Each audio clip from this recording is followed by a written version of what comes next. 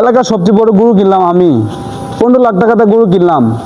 এলাকার ফকিনি চকিনি দিবার লাগি কোরবানির সময় বাইরটা কই ফকিনিরা আমার কাছে আয় না। সে কি হয় নাকি? ঢাকা থেকে আমি কোরবানি না কইয়া দেশে আসছি ফকিনিরা খাওয়ানোর লাগি, ওরা তো আসে না আমার কাছে। নাজুম ভাই শুনলাম এলাকার সবচেয়ে বড় গরু আনছে ঢাকা থেকে। আচ্ছা দেখি কথা কইয়া কি অবস্থা নাজুম ভাই। আসসালামু আলাইকুম। নাজুম ভাই ভালো আছেন? ভালো আছে। শুনলাম এলাকার সবচেয়ে বড় গরু কিনছেন, কত যাচ্ছে গরুটা? আরে 15 লাখ টাকাতে গরু কিনছে আমি। এলাকার সবচেয়ে বড় গরু তো আমারই। আগে একটু বাসটা দিব আজকে পরে 15 লাখ টাকা থেকে গরু। 15 লাখ টাকাতে গরু আনছি, আমার তো কোটি কোটি টাকা, তোমরা তো জানো। জি অনেক শহর থাকো তো জানি তো অনেক শহর থেকে গ্রামে আসছি, মানে গ্রামে কেউ তো আসে না আমার গরু কোরবানি দেওয়ার লাগি। এলাকার মানুষ খাওয়াই লাগে আনছেন মানে কি হয়েছে? ছোট লোক গরিব মানুষ আছে না এলাকা, গরিব মানুষ খাওয়ানোর লেগে আসে। ওরা তো হালা হালা কই কি শুধু লোক বড় লোক করে হালা হালা দৌড়ে লয়ে যাচ্ছে ভাই। হ্যাঁ, এবার তো কেউ গরু কোরবানি দেয়, আমার গরু কে কাটবো, আমি তো চিন্তায় আছি এখন। মানে ঘুষ কাটবো কেউ, মানে আপনার মানুষ পাইতেছেন না? আমার পেটেছি না, আমি তো গরিবের লাগে আনছি, ঠিক না? গরিব আছে তার কিন্তু আমি আনছি, শহর থেকে গ্রামে আসলাম। বড় গরু আনছো? বিশাল বড় গরু আনছি, এলাকার সবচেয়ে বড় গরু আমি আনছি। এলাকার গরিব মানুষের লাগে খাওয়ানোর লাগে, ঠিক না? জি এটা শুন। 15 লাখ টাকা দিয়ে গরুটা আনছি। এলাকার ছোট লোক গরিব যারা আছে তারা আমার কাছে আসবো না, বলবো না যে ভাই আপনি গরুটা কাইটা দেই, কিছু টাকা দিন আমরা গরু যে আমরা বউ বাচ্চা নিয়ে বলবো না, কেউ তো বলে না আমাকে। এটা কি হয় নাকি? ভাই দেখো কুরবানির বিষয়টা হয়েছে গিয়া, লোক দেখানোর লাগি না। আপনি যে বললেন যে এলাকার সবচেয়ে বড় গরু কিনছি আমি, জনগণে আমারে কইব গরু কিনছি, মূলত কুরবানিটা এরকম না। কুরবানিটা হচ্ছে আল্লাহ তাআলার সন্তুষ্টির জন্য। আল্লাহ তাআলা ধন সম্পদ আপনার দিছে বিদায় আপনার প্রতি কুরবানি ওয়াজিব হয়েছে বিদায় আপনি কুরবানি দিতেছেন, তাই না? আল্লাহ যদি আপনাদের এই তৌফিক না দিত তাহলে আপনি কুরবানি দিতে পারলেন না। ঠিক আছে না ভাই বিষয়টা? কিন্তু দেখো কুরবানি হবে আল্লাহ তাআলার সন্তুষ্টির জন্য। কে কি বললো না বিষয়টা এমন না। ঠিক আছে, এখানে একটা বিষয় আপনার। আর একটা বিষয় হচ্ছে কুরবানি যে দিবেন আপনি, মানে লোকজন যে আপনার গুস্ত হয়ে খাটবো, খাটার বিনিময়ে আপনি গুস্ত দিবেন যে একটা কথা বললেন, কিন্তু এটা ভাই ঠিক না।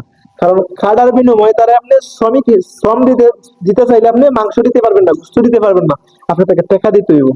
ঠিক আছে, টাকা দিতে হইব। আর ওই যে কুরবানি একটা অহংকার নিয়ে আপনি বলছেন না এলাকার সবচেয়ে বড় গরু কিনছি আমি, গরিব ঘরে খাওয়াইবার লাগি, ছোট লোক ঘরে খাওয়াইবার লাগি, এই অহংকারটা ভাই এর ভালো না। বুঝছেন? এগুলো ভালো না, এগুলো আল্লাহ তাআলা অহংকার হচ্ছে আল্লাহ তাআলার একটা চাদর। এই চাদরে যদি ধরেন তাহলে হইতো না ভাই। অহংকার আল্লাহ তাআলার শানে মানায়, আপনার আমার শানে মানায় না। কারণ আপনি তো দেখছেন শেখ হাসিনা তো অনেক বড় অহংকারী ছিল, নরেন্দ্র মোদী এর চেয়ে বড় বড় অহংকারী নমরুদ ফেরাউন ছিল, কিন্তু তারা কই গেছে গা?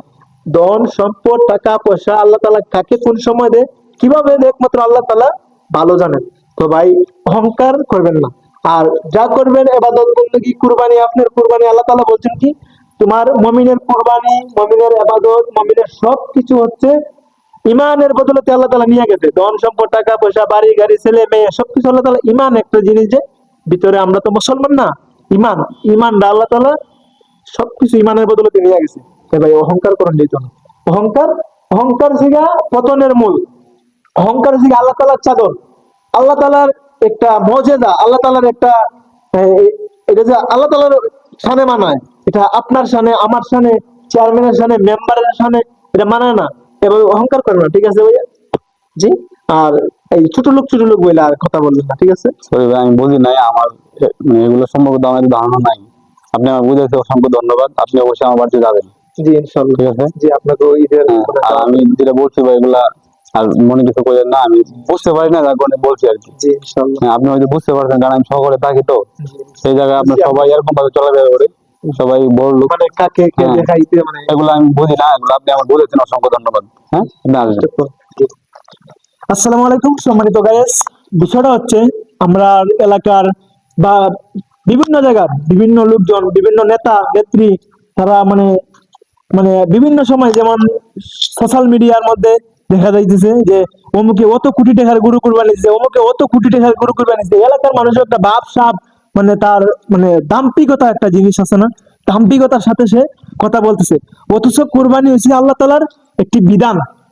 আপনার মাল ওয়াজিব হয়েছে, আপনি কুরবানি দিবেন।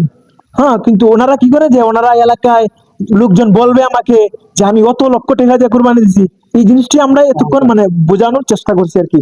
তো ভাই ভিডিওটা যদি আপনারা আমরা বুঝাইতে পারছি কিনা জানি না, যদি আপনারা বুঝে থাকেন, আপনাদের কাছে যদি ভালো লাগে তাহলে লাইক কমেন্ট শেয়ার করতে বলবেন না, ইনশাআল্লাহ। আসসালামু আলাইকুম।